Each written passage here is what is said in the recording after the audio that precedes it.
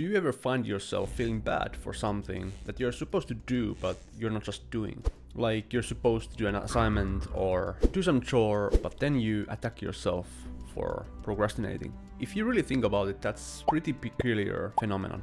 You feel bad for not doing something, but you have full control over doing that thing if you wanted to. But you choose to not do that because there's a part of you that doesn't want to do it. This is something I call the inner conflict. It happens when there's two opposing directions or motivations within you that are fighting against each other. It's what happens when you procrastinate when you're supposed to do something important but you don't feel like doing it, or when you get cravings to eat something unhealthy but you feel bad for eating it. I made this video to provide a easily to understand explanation of why this happens, and also give you help and tips on how to actually deal with the inner conflict. So let's get right into it. When you're in that moment of inner conflict, if you really zoom out to look what is happening, you can identify that there's two distinct voices inside you happening in that moment. There's the voice of resistance that is saying, I don't want to do it, or that I want to eat the sweet treat right now. There's the voice that wants to procrastinate or eat the unhealthy thing in the moment. And then there's the voice of reason that says you should be doing that thing and you shouldn't be eating that snack right now. Now, the first of these voices is actually your inner child. It's the part of you that is your emotions, your unresolved needs, and also your creativity. And the latter is your inner parent that contains all your rationality, your moral values, and your goals and direction in life. In that moment, when you feel that inner tension, that inner fight within you, it's that inner child and inner parent clashing against each other. They are essentially fighting for the steering wheel. The inner child wants to act on emotions, have that cookie right now, or procrastinate. And the inner adult wants to have control and direction and do things that are smart. But here's the problem. Those two voices don't really understand each other. They come from different places, and as such they don't really communicate or understand each other. And as a result, you feel this inner tension, and this tension and this inner battle is actually the reason why you feel suffering, something that we will talk a bit more about later. So, how do you resolve these inner conflicts? There must be a way to do that, right?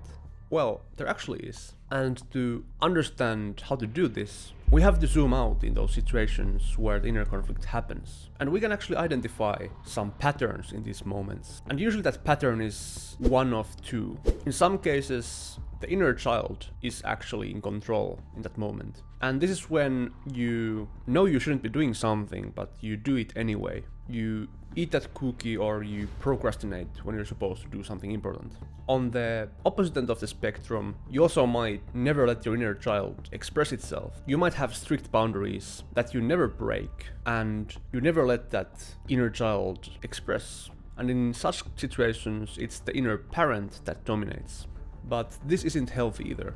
Based on this description, you can probably already notice which patterns occur in your life, and neither of these is healthy. Suppressing the inner adult, meaning that the inner child is in control, leads to disorder and chaos. But on the other hand, suppressing the inner child might lead to lots of order in your life, but it's also a life that lacks joy and meaning. So you actually want to be in the middle. You want to have a healthy balance of your inner child and your inner parent expressed within you. But how can you do this? How can you achieve this? Well, you first have to understand what each of these aspects really want. And when it comes to the inner child, it actually doesn't want to be in control. It's actually in control because it's forced to be.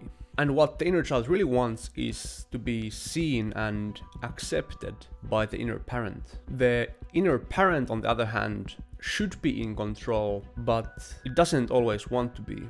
And what really leads to this disarray in your life is that the inner parent doesn't want to validate the inner child for whatever reason. So what ends up happening is one of two scenarios. In the scenario number one, the inner child is in control. And it's in control because the inner parent is absent. It's nowhere to be seen. In the scenario number two, the inner parent is present, but it's really strict. and it's really suppressing the inner child by setting boundaries and rules that are overly strict. And it does this because the inner child is deemed dangerous and the source of chaos. But the thing that is common in both of these scenarios is that the inner child is not being seen and not being validated by the inner parent. And when the inner child is not validated, this is actually the feeling of suffering that you feel. So how do you balance the inner child and the inner adult? Well, let's look at both of the scenarios again. In scenario number 1, where the inner child is running the show, what needs to happen is for the inner adult to show up. What this means in practical terms is that you need to take control of your actions.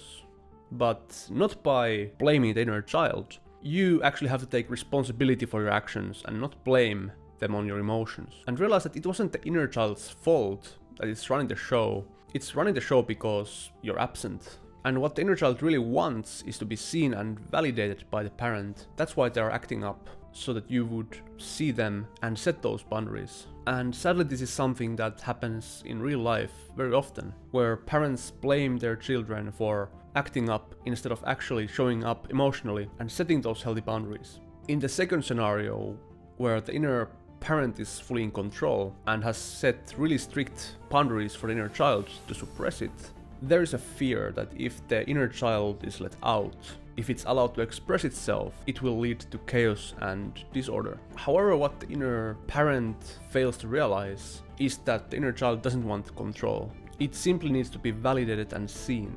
And it also wants someone to set healthy boundaries for it. Boundaries that allow it to be safely the expressive inner child. Now, what's common in both of these scenarios is the fact that the inner parent is not validating the inner child for whatever reason. In the first scenario, we give the power to the inner child because we don't want it to act up. And that's the easiest way to make it silent, by just giving it what it wants. But that's not really love. It's just silencing the inner child by letting it run the show. And in the second scenario, we suppress the inner child along with its expressiveness, so that we don't have to face the unwanted expressions and emotions of the inner child. So the key really in both of these scenarios is to see the inner child, validate the inner child, and be with the inner child, but not react to it. We don't want to let the inner child run the show. It must be led, but we also don't want to lead it too strictly. We want to let it be the inner child that it is and express itself by setting healthy boundaries that allow it to be safe and are good for it. This video was a bit more abstract in relation to my other videos, but if you enjoyed this type of video, make sure to like this video right now. Also make sure to subscribe to my channel, do that also right now, and I will see you in the next video.